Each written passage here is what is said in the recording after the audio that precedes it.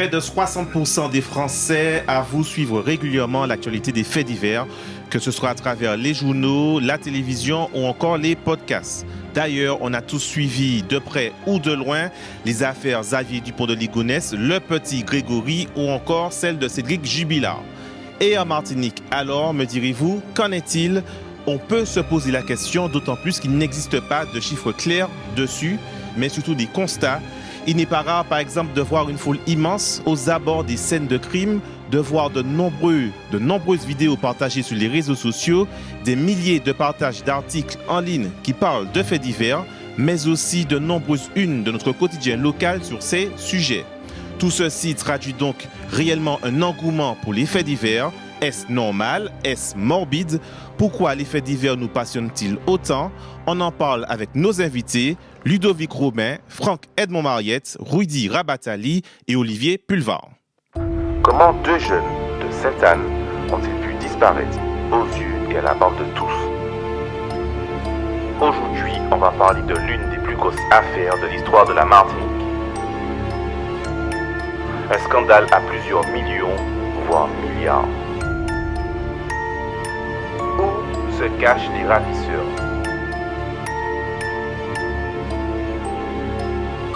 Que nous cache-t-on 60 ans plus tard? Bonsoir à tous et à toutes et bienvenue dans Mise à fait, votre nouvelle émission en radio filmée qui va traiter de faits divers, de patrimoine ou encore de culture tous les jeudis sur Martinique, la première. Une émission donc en radio filmée, mais aussi en télé et bientôt sur le digital et aussi en débat en présentiel puisque vous et moi, on se verra bientôt en débat. La thématique du jour porte cette fois-ci sur les faits divers, un phénomène qui depuis toujours captive l'imaginaire collectif.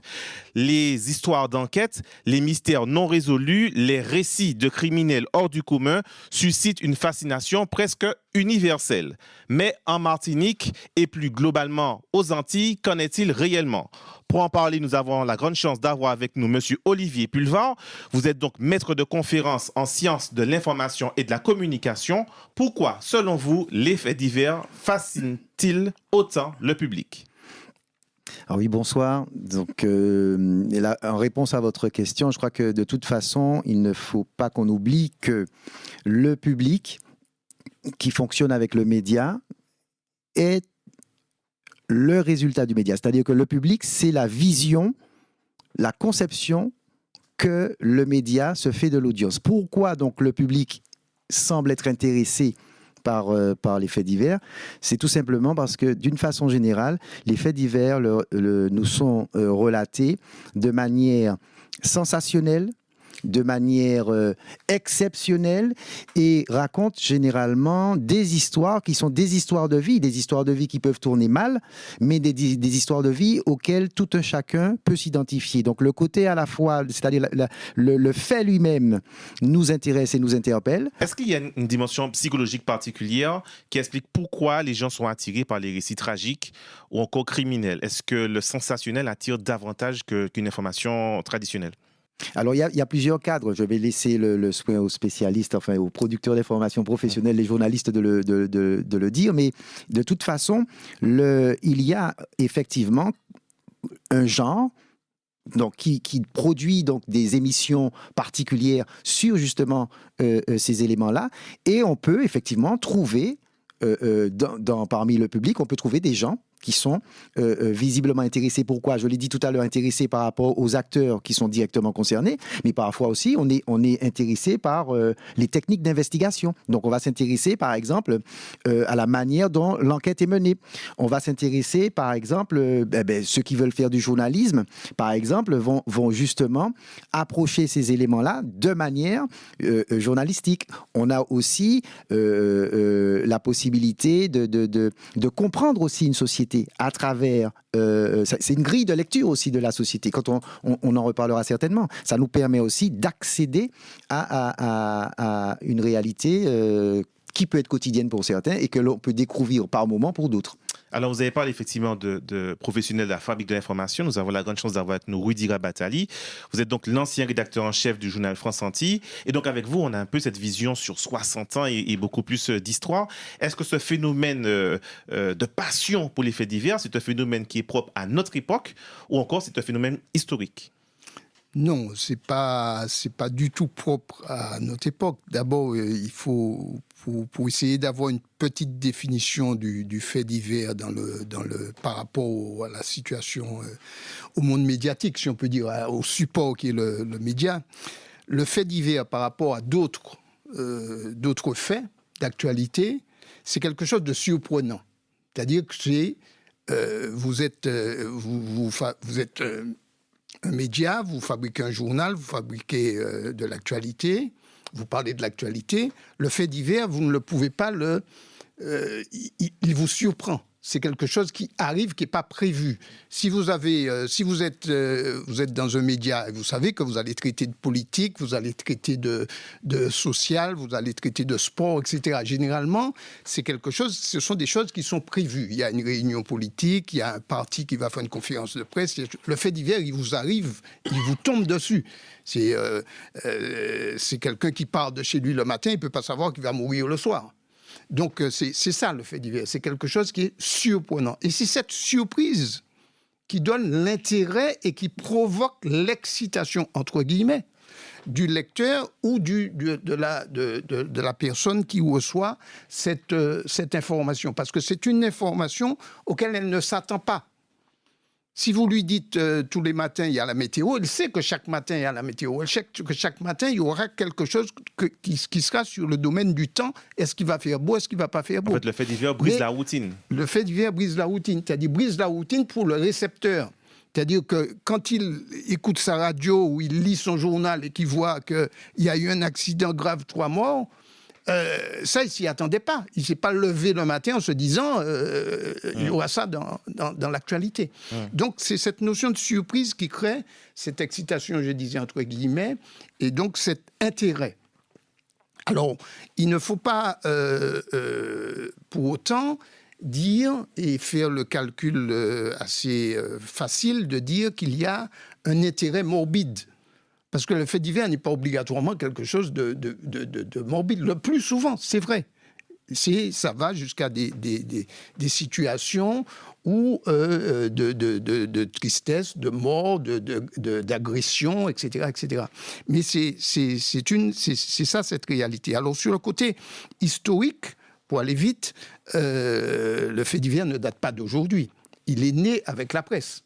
À partir du moment où il y a eu un média qui arrive à donner résonance à quelque chose qui s'est passé dans une rue, dans un quartier, dans un pays, là, on commence à parler de faits divers. On commence à donner une ampleur à un phénomène qui serait resté... il y a un accident dans votre rue, si personne n'en parle, ce n'est pas un fait divers.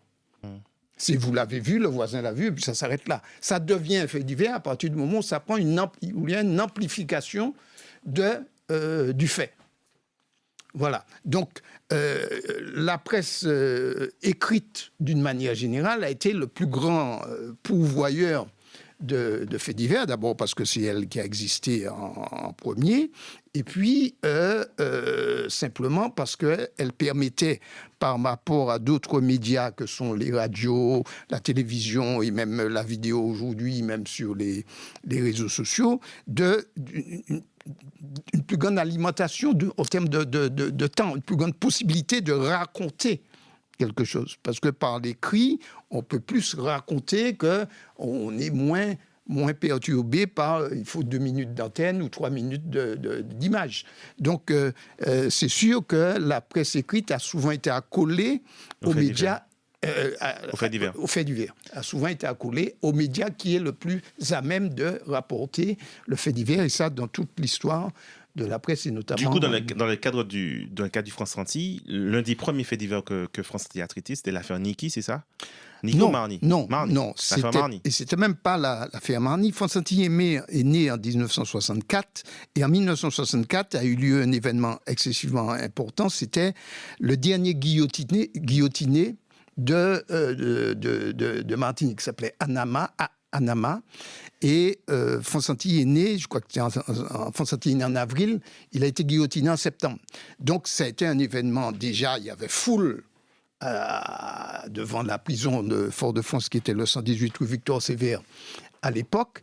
Et pour les gens, d'autres personnes qui ne sont pas venus assister à cet événement, ce terrible événement, Ponsati était celui qui a permis de ça. Puis ensuite, tout de suite après, l'année d'après, il y a eu l'affaire Marny, effectivement, et donc qui a été d'une ampleur aussi importante sur l'ensemble de l'île, d'où le fait que les premières années de Ponsati ont été accolées à cette notion de journal de faits divers, parce qu'à l'époque, effectivement, il y en a eu un certain nombre d'importance qui ont permis de traiter ces différents sujets.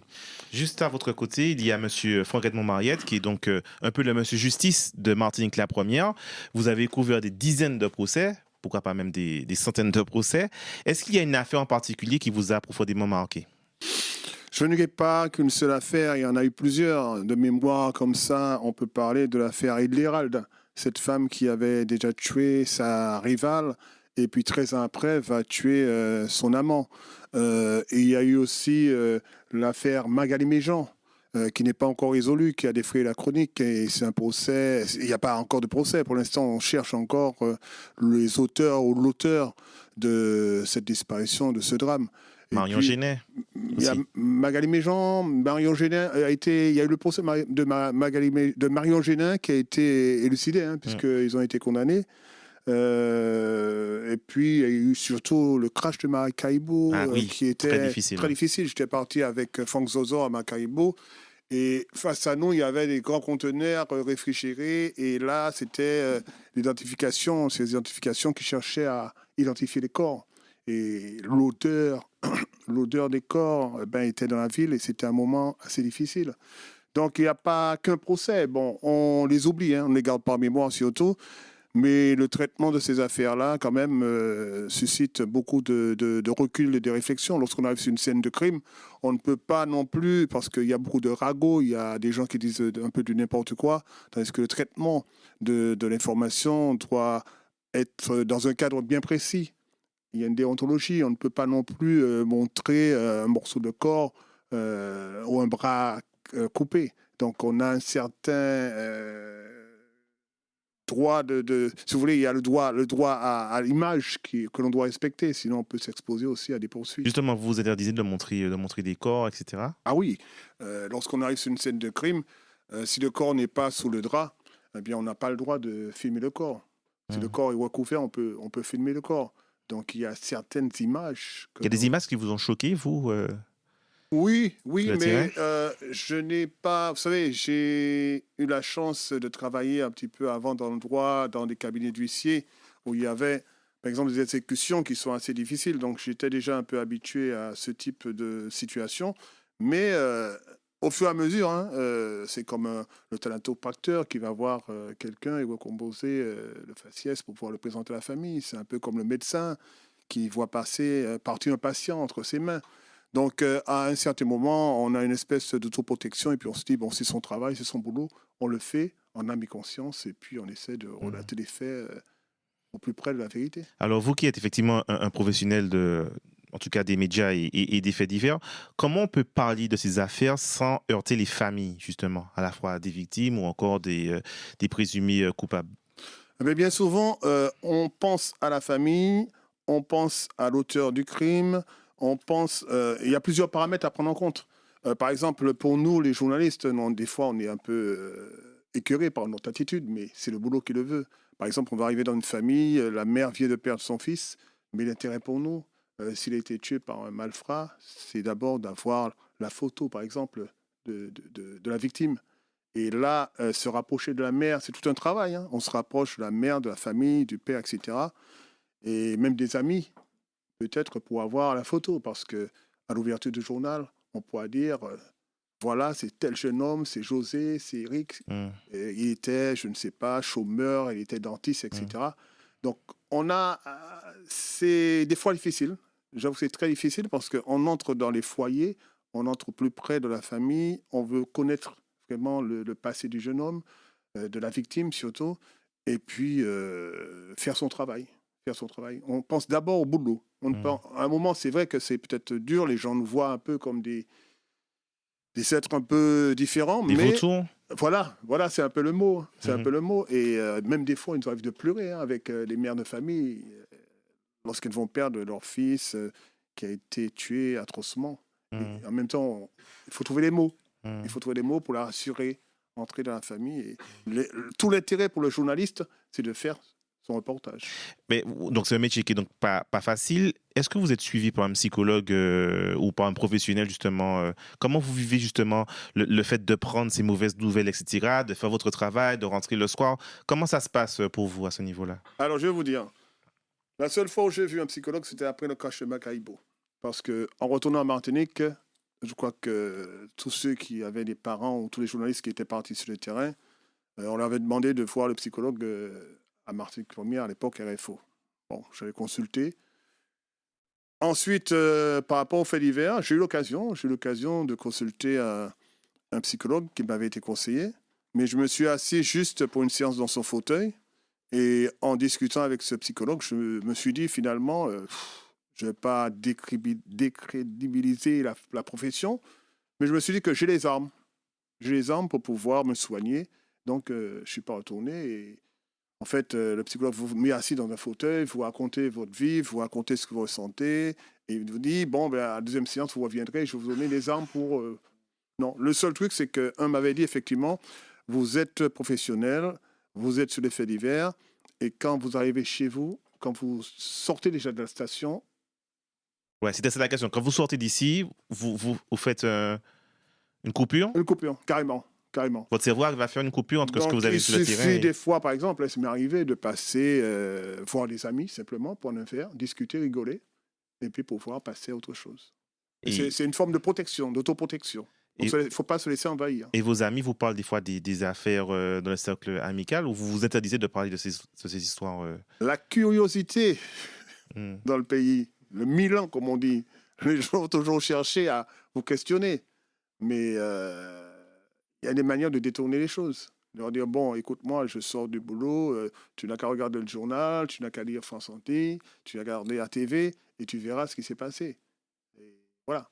On essaie de fuir la réalité. C'est un peu ça. On ne se laisse pas imprégner par l'affaire. Et le fait que nous soyons sur une petite île, oui. Comment on peut faire ce métier en sachant que tout le monde se connaît? C'est-à-dire qu'il y a forcément des affaires dans lesquelles vous connaissiez peut-être des gens. Comment on fait pour exercer ce métier quand on sait que de près ou de loin, on connaît soit de près ou de loin l'auteur ou la victime? C'est assez difficile, c'est pas évident. Il m'est arrivé de suivre des procès et de connaître très bien l'accusé.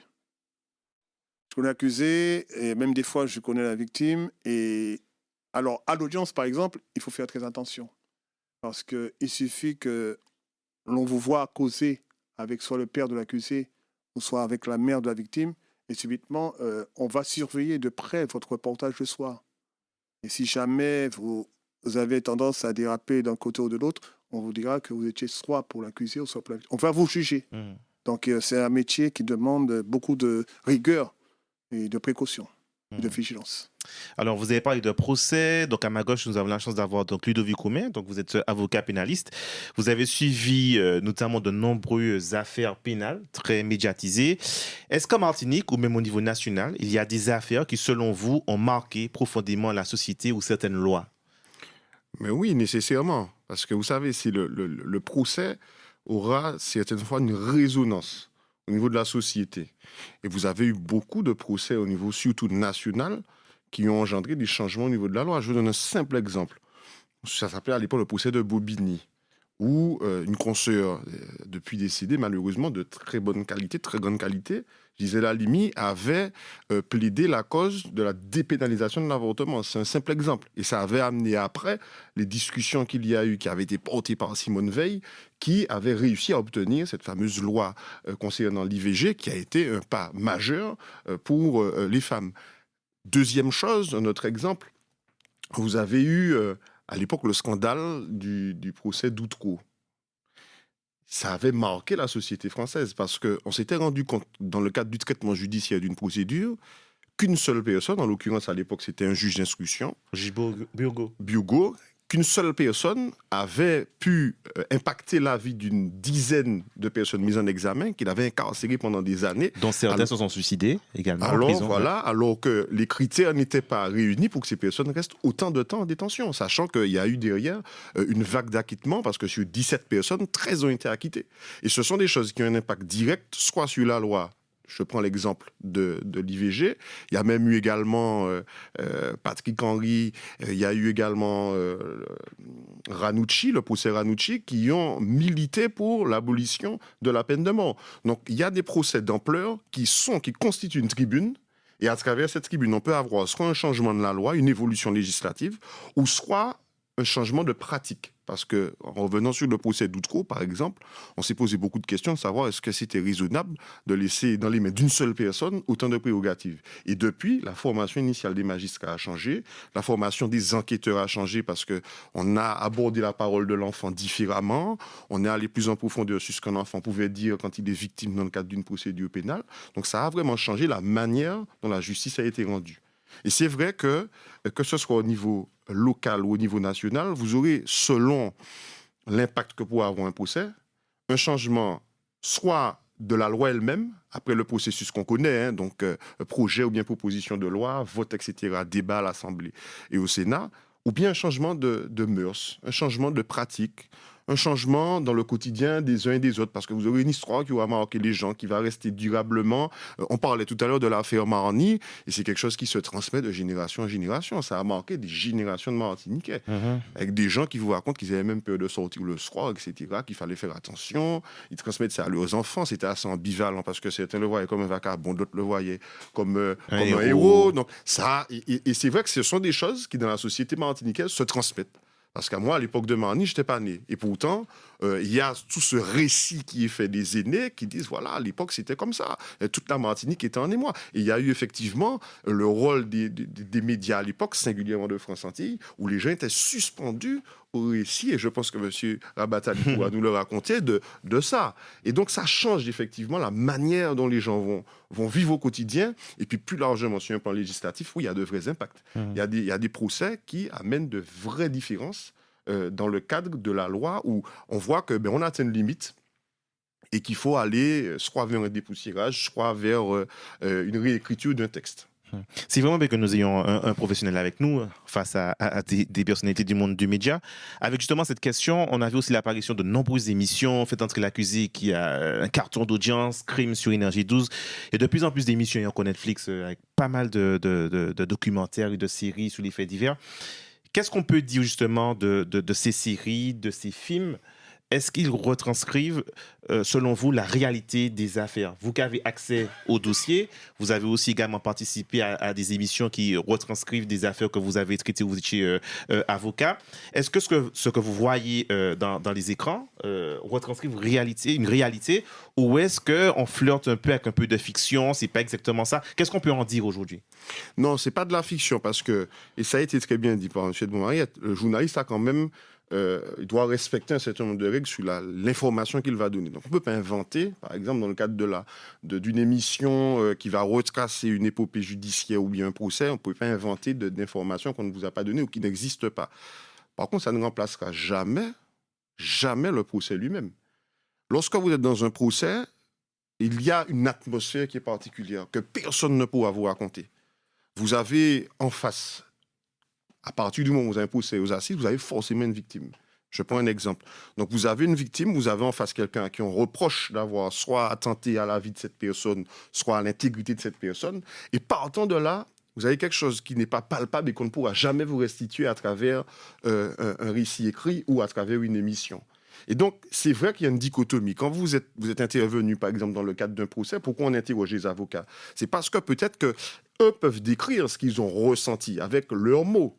Mais la pression que vous avez à l'instant T dans un procès et ce que vous voyez à la télé, ce sont deux mondes. Et on est vraiment sur du descriptif, sur du narratif. Et c'est vrai que, comme les gens ont souvent... C'est assez opaque pour le citoyen. Il entend il ne peut pas se faire de représentation, ces émissions-là lui permettent de comprendre comment on peut passer du fait divers à la condamnation.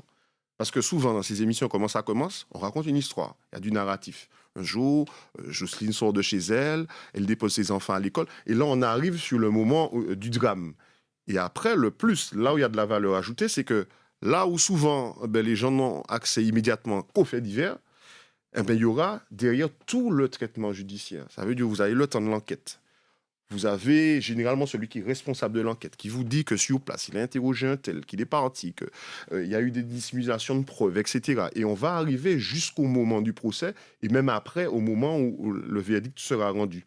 Et c'est vrai que c'est un mélange subtil, hein, parce que c'est à la fois de l'ordre du pédagogique, mais aussi d'une forme de curiosité. Où les gens ont besoin de savoir ce petit frisson. Parce que c'est une représentation. On se voit dans... En fait, c'est-à-dire qu'on est en sécurité chez soi. On sait que ça ne nous concerne pas, mais ça crée quand même un petit frisson parce que ça nous renvoie à notre propre vulnérabilité. On se dit, mon Dieu, ça aurait pu être moi, hein, ça aurait pu être quelqu'un que je connais. Et c'est vrai qu'on n'est pas... Tu as évoqué tout à l'heure la morbidité. Ce n'est pas de la morbidité, je suis d'accord, mais c'est une forme de résonance où on se pose des questions, ça nous passionne, il y a une forme de curiosité. Alors, on a parlé effectivement des missions de faits divers, j'en ai cité, fait entrer l'accusé, crime ou autre. Alors, on a fait passer un sondage sur les réseaux de Martinique la première et sur 250 votants, il y en a 184 qui disent regarder régulièrement les faits divers, c'est une grande majorité. Donc, on voit bien là, Frédéric Montmayette, qu'il y a un public qui apprécie ce genre d'actualité. Est-ce que quand vous couvrez les procès sont donc publics, est-ce qu'il y a une grande foule ou c'est plutôt désert? Non, ça dépend du procès. Par exemple, le procès de Philippe Ponsard, qui a tué l'enseignante, il n'y a pas de place pour une personne dans cette salle. Il fallait vraiment filtrer les entrées, trouver une place assise, etc. Non, je crois que les Martiniquais sont très... Il y a une certaine catégorie de personnes qui sont curieuses de savoir ce qui s'est passé. Et là, c'est là encore, comme disait Maître Romain, et je parle de la responsabilité des journalistes parce que, vous savez, quand le procès lui-même, c'est vraiment une scène de théâtre, on peut dire. Et il y a deux parties. Mais nous, dans notre façon de relater le procès, on doit s'entourer de maximum de précautions. Parce que s'il y a un procès, c'est parce qu'il y a un accusé. S'il y a un accusé, il y a une victime. Et il faut se dire que l'accusé peut être acquitté. Alors, si au prime abord, nous-mêmes, journalistes, on l'a déjà condamné, des fois, on se retrouve un peu bizarre lorsqu'il fera appel, même lorsqu'il fera appel. Et on disait bien à l'Université de France Télévisions, tant que la personne n'est pas condamnée, mais vraiment condamnée définitivement, on ne peut pas dire, se prononcer. On a vu des accusations, par exemple, de professeurs en première page, ou bien en télé, déjà faire le procès d'un professeur qui aurait abusé d'élèves, etc. Et puis finalement, on se retrouve le jour du procès où le professeur est acquitté. Et on est mal. Et il peut se retourner contre nous. Heureusement qu'en Martinique, bien souvent, les gens ne se retournent pas contre la presse, mais ça peut arriver. Mais comment ça se passe justement sur la publicité du nom à la fois de la victime ou encore du présumé coupable? Est-ce qu'on peut donner le nom, pas le nom? Comment ça se passe? Ou présumé innocent?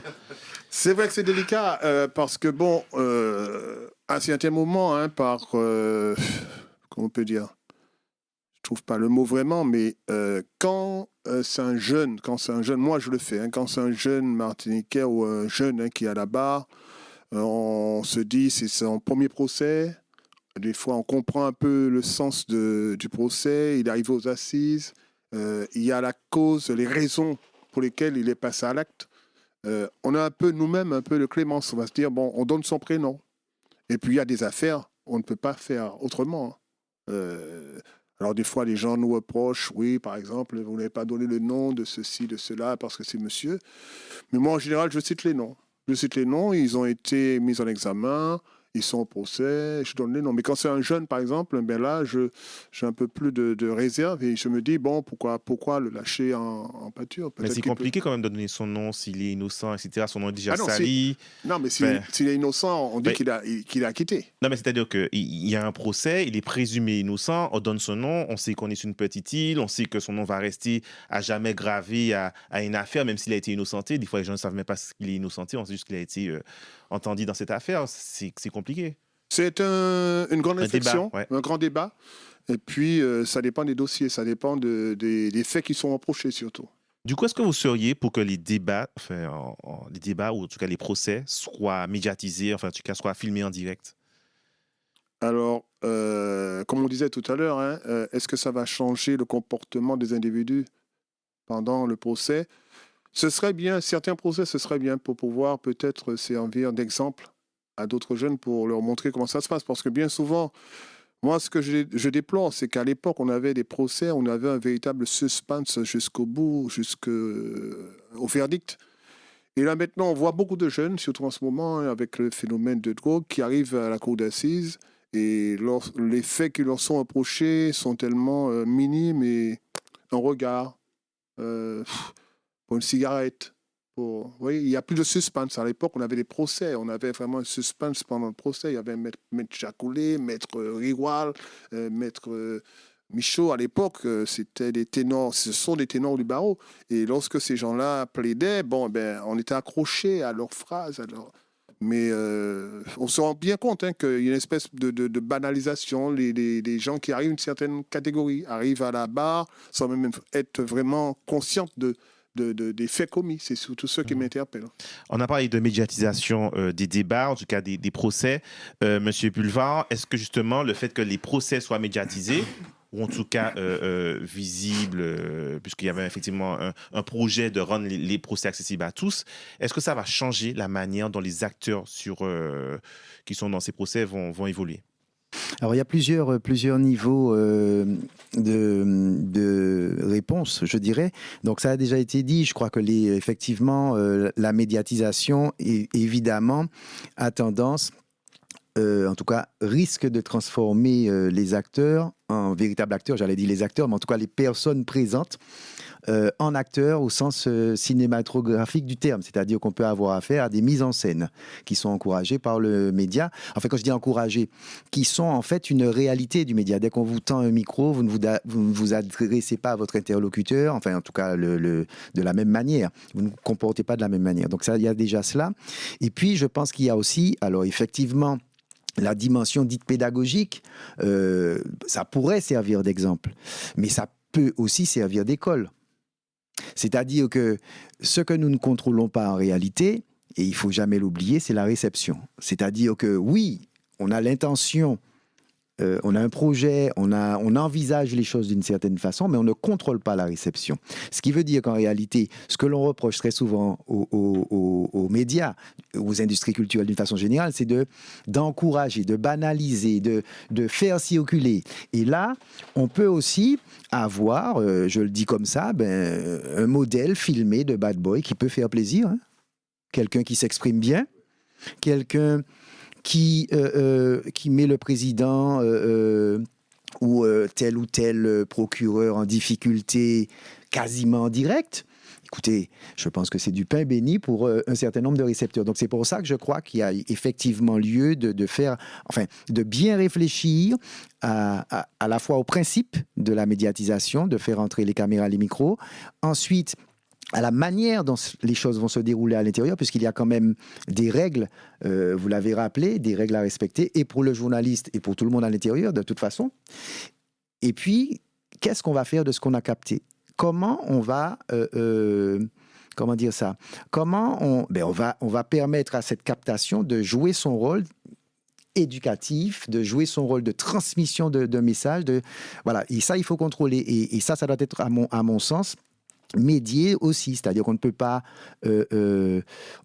simplement mettre des images et du son comme ça, comme du flux, quoi. Où on va avoir des procès, où là effectivement on risque de tomber dans quelque chose qui est de l'ordre de ce que l'on nous raconte de ce qui se passe dans ces choses-là. Parce que les gens parlent, hein. Les gens qui ont des bracelets, les gens qui parlent, ils racontent, ils ont un récit.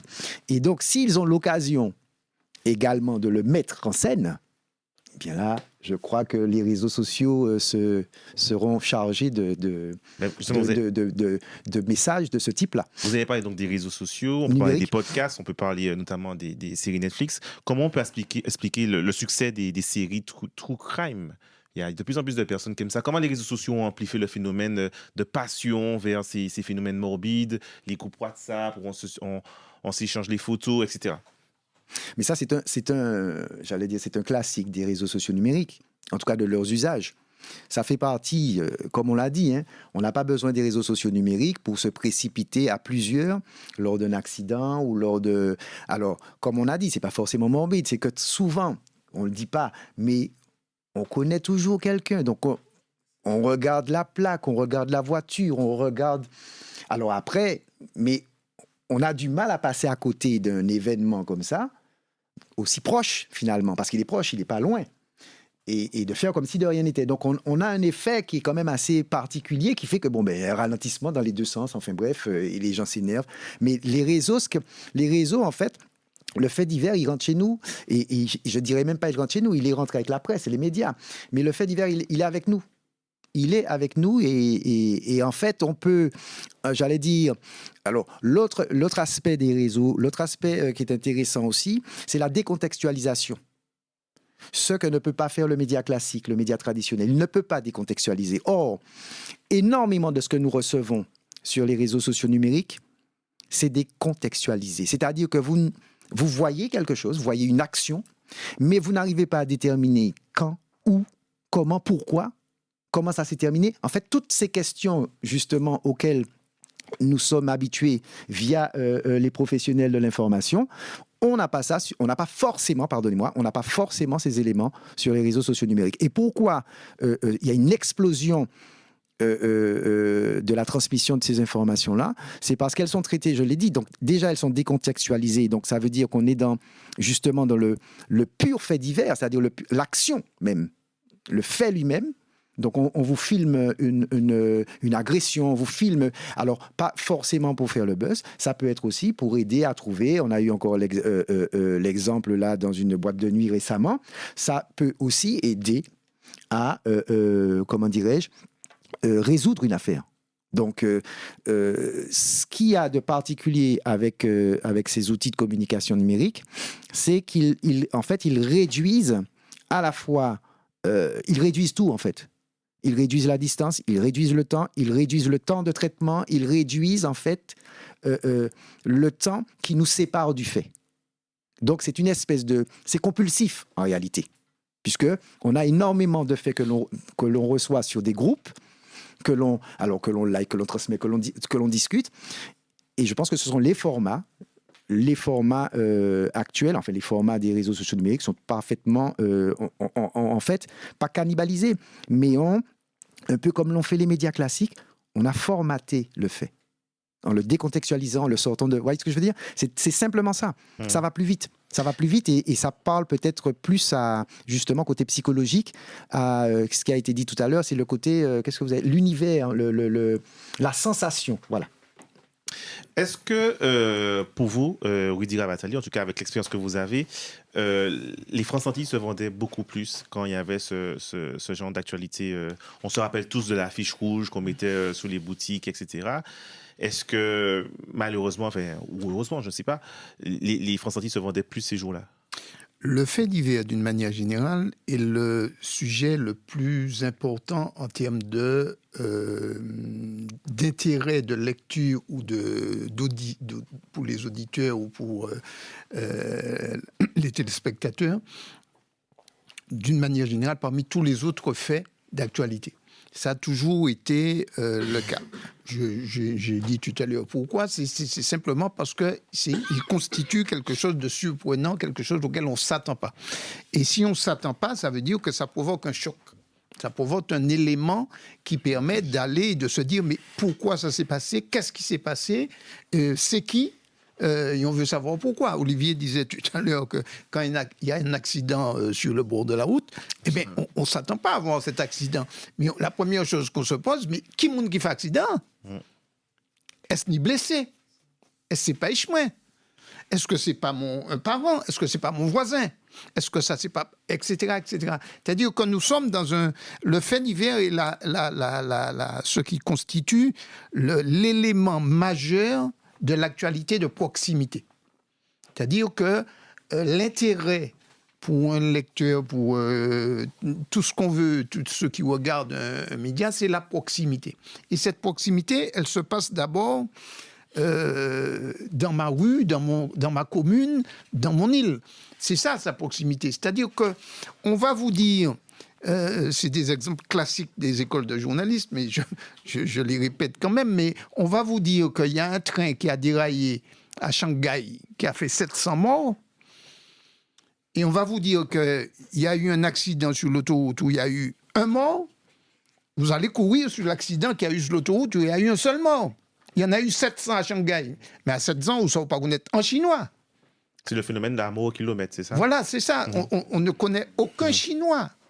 Donc, mais peut-être que le seul mort qu'il y a eu sur l'autoroute, on le connaît. Donc, c'est cette notion de proximité de l'information qui crée l'intérêt. Et c'est d'ailleurs la grande mode, je dirais, des médias généralistes, c'est tous de se dire que nous sommes un média de proximité. C'est des slogans, des trucs, nous, la proximité, on connaît, on sait faire, etc. etc., etc. Mais c'est ça. Et le fait divers est l'élément majeur de cette proximité. Donc, il est certain que plus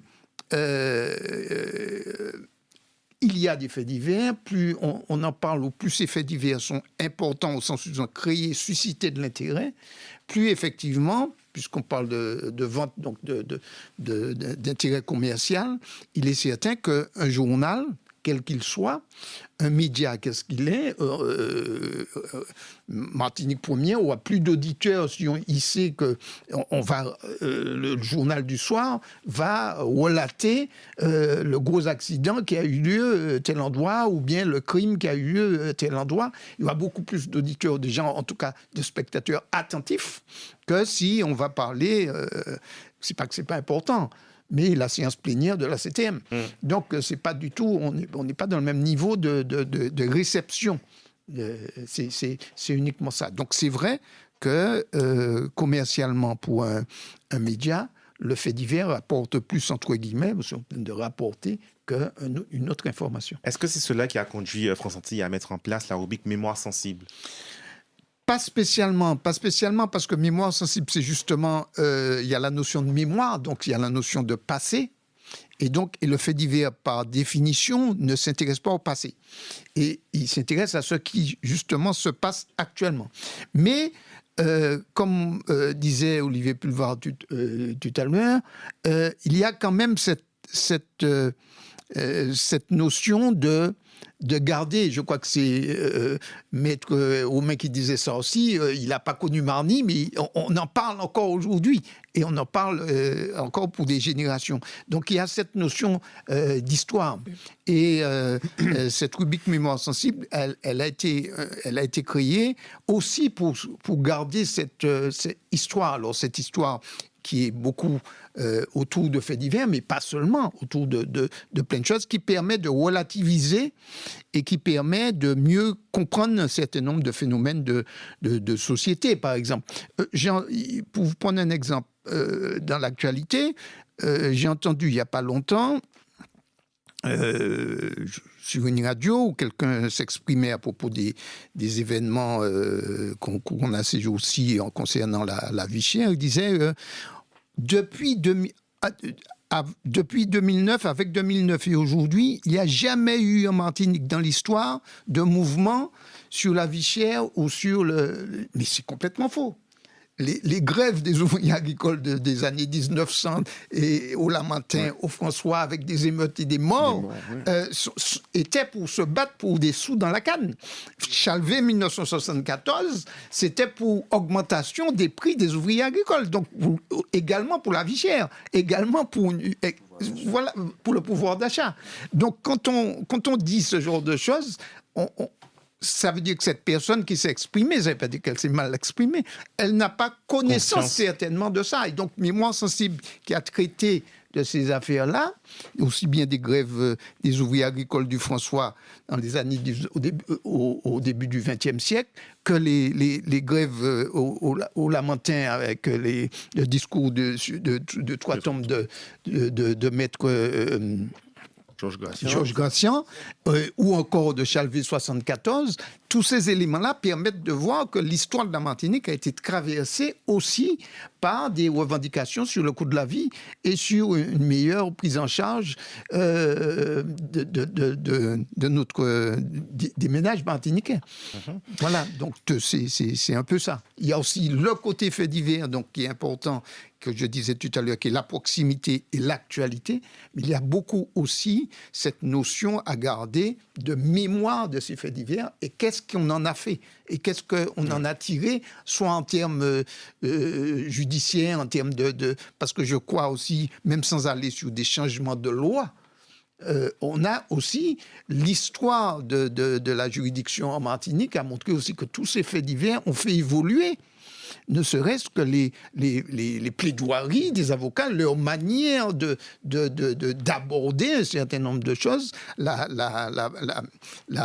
notion de présomption d'innocence, par exemple, qui a été inexistante pendant un moment dans le traitement des faits divers en Martinique, pendant un moment où l'homme, la femme ou l'auteur était condamné d'avance.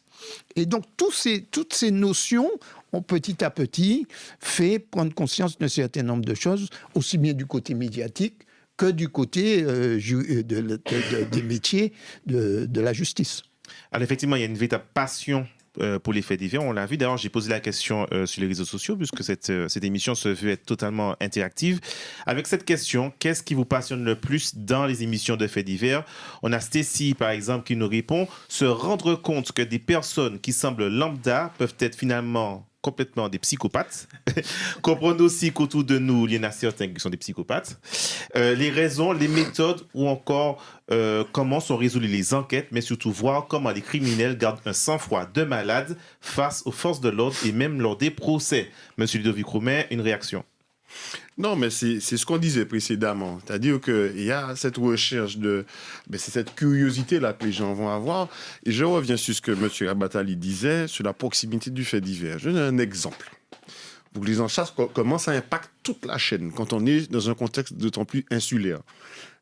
Comme tout le monde, par exemple, nous, on apprend avant qu'il y ait une phase d'enquête, on apprend qu'on a retrouvé quelqu'un dans une maison d'habitation, égorgé ou autre, etc. Donc quelque chose d'assez particulier. Et le lendemain, il nous est déjà arrivé d'avoir un coup de fil au cabinet où il y a une maman qui appelle, qui dit voilà, ma fille est morte ou bien mon fils est mort. Et il s'agit de la personne qui a fait l'objet du fait divers la veille. Et c'est là que vous voyez que même en qualité de professionnel, vous êtes touché par cette proximité parce que nous, on le lit comme tout le monde. On voit effectivement qu'il y a le fait divers et c'est vrai que, on regarde, mais ça nous impacte directement. Et pour répondre aux commentaires qu'il y a eu sur Internet, très justement, c'est cette phase un petit peu opaque que les gens n'ont pas par la suite qu'ils cherchent après. Parce que les gens ne se contentent jamais de savoir qui est mort. Ça s'arrête jamais là. Ils vont pas se dire, quelqu'un est mort. Effectivement, ça a été dit, c'est de la responsabilité de qui? Comment on a procédé? Est-ce qu'il y a des complices? Est-ce que l'auteur est en fuite? Parce que ça aussi, ça conditionne beaucoup la résonance que ça aura dans la société. Parce que si vous avez une interpellation qui se fait, par exemple, en flagrant délit, c'est pas la même chose qu'un crime de sang, et puis la personne est dans la nature, hein. Alors là, vous avez... les gens sont vraiment dans une ébullition, ils cherchent à savoir, parce que là, pour le coup, le fait divers les concerne peut-être potentiellement directement. Parce qu'on se dit, là, il y a un monde qui tue un monde là, Bouglan cavale, en plus, dis-moi, c'est château, bœuf ou bien tel, donc c'est bon et moins. Donc les gens sont concernés à double titre par le fait divers. Et on le voit partout.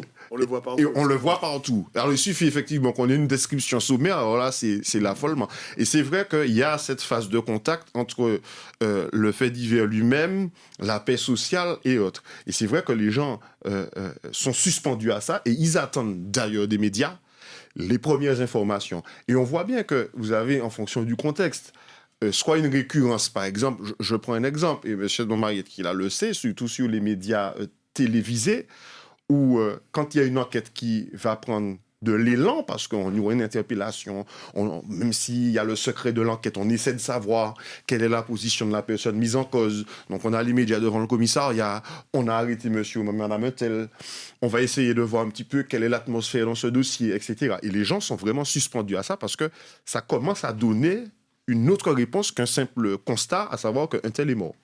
Et c'est vrai que ça, c'est... Et quand vous embarquez dans le train, et on le disait tout à l'heure, mais les émissions en question à la fin, c'est un récapitulatif de tout ça. Mais c'est vrai que les gens sont à la recherche de ça, parce que, comme je le répète encore, et ça a été dit par M. Pulvar, on est sur une petite île. Donc, en fait, les gens se projettent dans ce qui arrive à l'autre. Ils se projettent vraiment. Quand on en discute avec eux, ce qu'on parlait de ça en privé, les gens demandent, oui, mais comment c'est possible? Comment les gens font? C'est vrai, est-ce que tu as déjà eu des morts atroces, etc. C'est pas parce que c'est morbide, c'est parce que les gens se projettent et se disent, ça aurait pu être moi. Et souvent, c'est ce qui va générer chez ces personnes-là cette curiosité. Alors, une question également en ligne, Fouquet Montmariette. Je suis une grosse fan d'émissions de faits divers. Devrais-je consulter un psychologue? Vous savez, il y a des gens qui aiment des films d'horreur, il y a des gens qui aiment les faits divers, chacun son choix. C'est vrai qu'il y a des gens qui sont passionnés, il y a même des gens qui m'ont dit mais pourquoi avec autant de dossiers que tu as traités, tu ne ferais pas une émission spéciale, etc. Moi je leur dis, je n'ai pas envie de revenir dessus. Mais à chacun son choix. C'est vrai que c'est excitant, hein, comme disait M. Rabatali, c'est excitant. Lorsqu'on arrive le matin en rédaction, même la veille, on sait déjà, le rédacteur en chef vous dit, tiens, tu sais, il y a eu tel fait divers dans la commune, etc. Bon, c'est vrai qu'on a déjà écouté le concurrent, ou bien on a déjà l'information. Mais c'est vrai, effectivement, qu'il y a des gens qui sont passionnés par cela et qui m'arrêtent bien souvent pour m'en parler, pour en discuter. Il y a des gens passionnés. Alors, consulter un psychologue, je ne sais pas, ça dépend de l'âge de la personne. Je ne pense pas que ça soit une pathologie plus délicate qu'une autre. Hein. C'est à chacun son choix, à chacun. Ce que je veux dire à cette personne, c'est peut-être de lever le pied un petit peu aussi. Bon, il y en a qui regardent par exemple les feuilletons en permanence, les feuilletons à l'eau de rose à la télé. Il y en a qui vont regarder. Bon, j'ai vu un des jeunes, par exemple, jouer dans des jeux de combat. Et j'ai essayé de jouer un peu avec lui. Il me criait comme si c'était vraiment, on était en guerre. Mais on va te tuer, sors de là, on va te tuer. Je dis, mais non, mais c'est un jeu. C'est un jeu. Il y a une distance à avoir par rapport à tout cela. En tout cas, merci beaucoup à tous. Merci beaucoup Ludovic Roumain. Merci Fouquet Montmariette. Merci Widi Rabatali. Et merci Monsieur Olivier Pulvar. Les faits divers, pourquoi nous passionnent-ils autant? C'était donc le sujet de cette première émission de Mise à Fait. Je vous dis à très bientôt. Merci à Claudine Été et à Eddie Le Curieux pour la réalisation. Et on se dit à la semaine prochaine.